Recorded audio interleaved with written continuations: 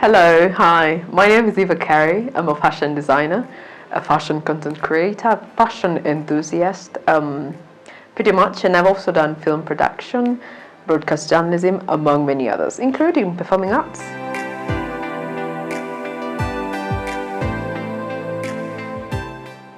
Okay, in my own terms and understanding, a fashion designer is someone who is able to use an inspiration to create an imagination that brings forth clothing aesthetics. And in terms of always remembering about culture differences and also times, seasons and like different seasons basically. So just understanding the art, creating, designing with regards to what has been done before, the trends, and also having in mind what is coming in the future.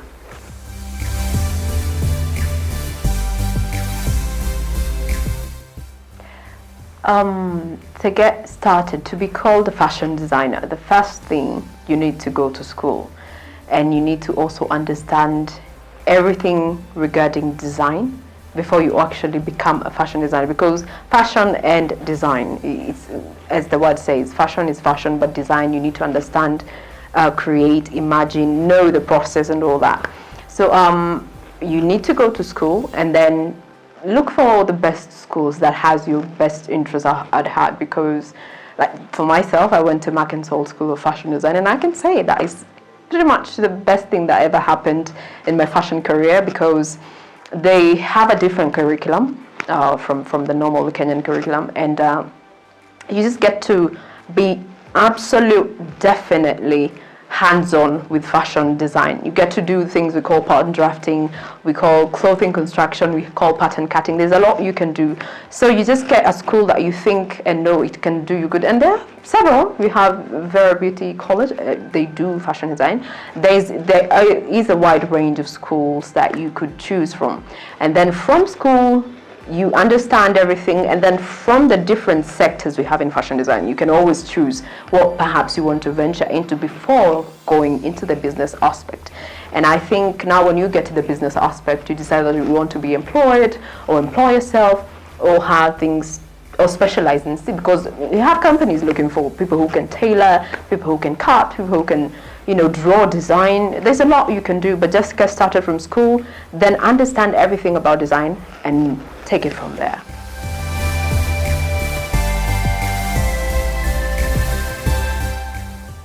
From school to becoming your own boss in fashion. First of all, you need to understand what it is you want to do as a designer, what you want to specialize in, because like I said, fashion design is quite broad, and you need to know what you need to do for people to actually follow your work, for people to like what you're creating. And most people will tell me, from school you have no money, you have nothing, you need the clientele, you need to make garments for people to buy. I always say this, personally I'm not really known, but what I do, the moment you don't have to create immediately. I started with doing fashion hacks. You could do something different that will attract people to your circle. The moment they get in there, then you can show them what you can actually create. And if that doesn't work for you, go straight into business. Create pieces. You can do 1, 2, and then you show. Just use your phone and your room. It doesn't hurt. Create stuff. Create content. Right now, what is selling more is what you're showing us on social media. So if you show us something small, we might not appreciate it at first, but eventually, the moment we see you often, we'll be like, okay, she's been consistent, you know what, let's give it a try. So technically, you don't need a lot, you do not need capital or a lot of money to start your own business. Start as small as you have. Start by doing fashion hacks. Start by going to think twice, get things, create stuff. Show us, just let us into your circle, and perhaps, who knows, we could just come and buy from you. So I think that is the very first step for you, from school to creating something that you can call your own.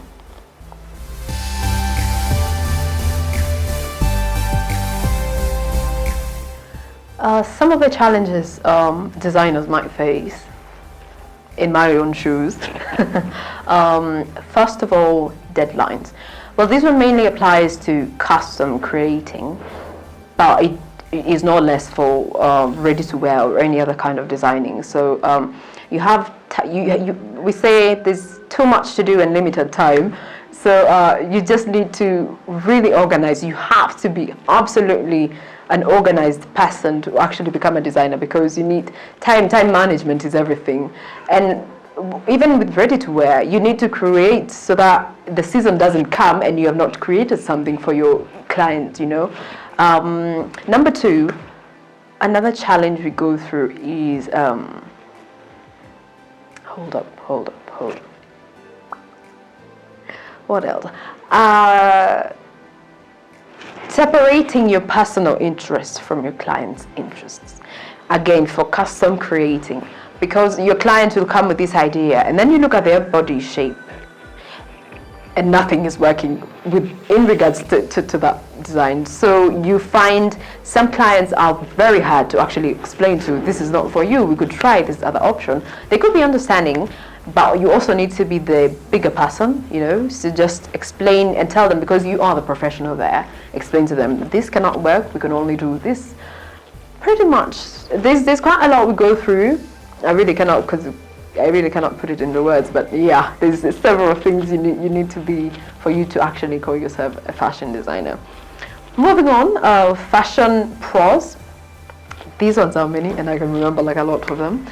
First of all, you get to create anything you want for yourself, your family, your friends, anybody at any time, no limit, and you do not have to buy anything. I think that's the greatest for me, the greatest advantage in fashion design. Also, you get to come up with a fashion statement. So what I say, most of the times you'll find most designers right now, we are just recreating what has been created. But if you decide to design and create something from scratch for yourself, you will see, and you show people. If someone buys it, another person buys it, another, that is a whole movement. So you get to be a pioneer of a certain design, you know. Also, you just get to be creative. Fashion design is not boring. It is the most exciting thing. You can tell from my style. It is the most interesting thing to do, because you can just look at someone and you're like, okay, that inspires me. You know what? Let me just turn that into a garment. Anytime, any day. So I mean, there's too much in design, and I'm certain it's not only on fashion design, but just creating, the art of creating. It's just an epic thing on its own. Yeah.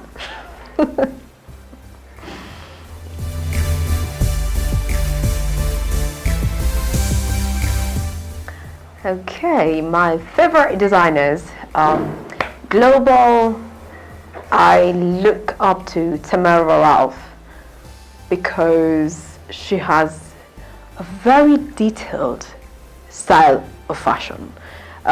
She's the kind who does a lot of beady work, big hats, structured garments.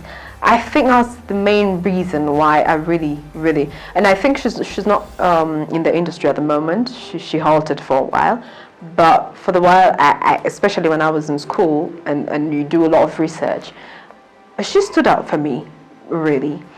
And then in Kenya, there is Sally Karago.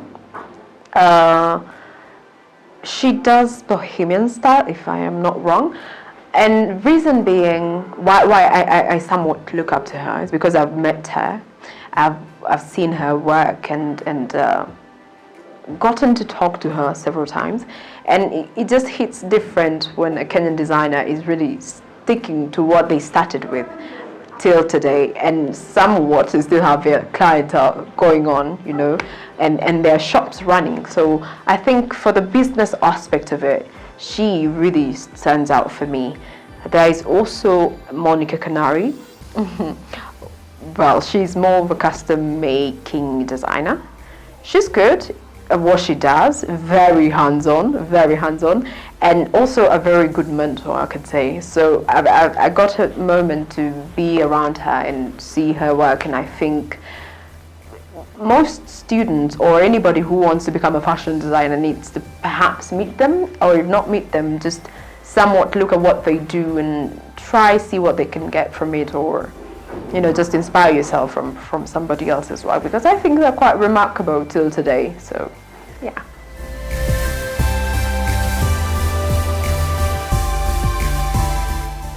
Okay, a small word of inspiration for you who wants to become a fashion designer or have started already and wondering where it is going and how it's going. First things first, again, just know what you want to do. And this always comes from you. Like, what do you enjoy? Whatever it is you love in fashion design, use the same thing, create the same thing to give to the world. Because most fashion designers, most people who are working with fashion design or wear design clothes, you're basically wearing that person. So let us see you when we see a garment. Let us wear you when we're wearing a garment. Like, I'll just look at myself like, okay, this looks like Eva, just that kind of thing. Also, network. This is something we always told, but somehow just assume it's really not necessary, but it really is.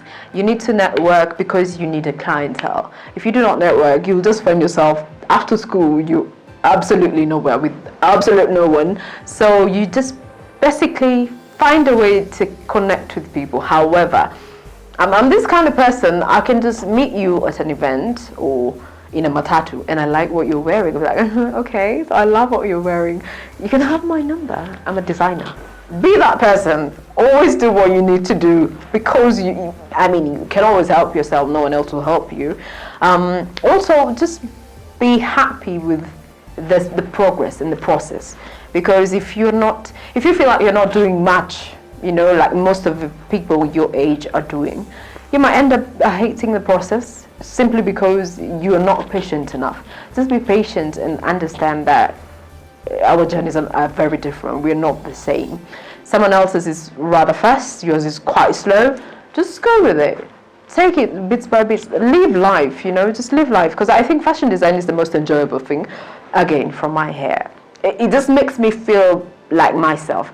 Do what you need to do to make yourself happy and to make yourself understand that the process is actually going and forwarding without letting your feelings and emotion just take control of you. Also, separate business from emotion and separate business from emotion again. So it's just be if it's business, let it be business. If it's friendships or whatever, let it be. Because sometimes, simply because you want a client or you do things that you do not want to do just because you need that person. You do not need anybody. Just do what you need to do. The rest will come. Okay? Okay. Eva Kary once more.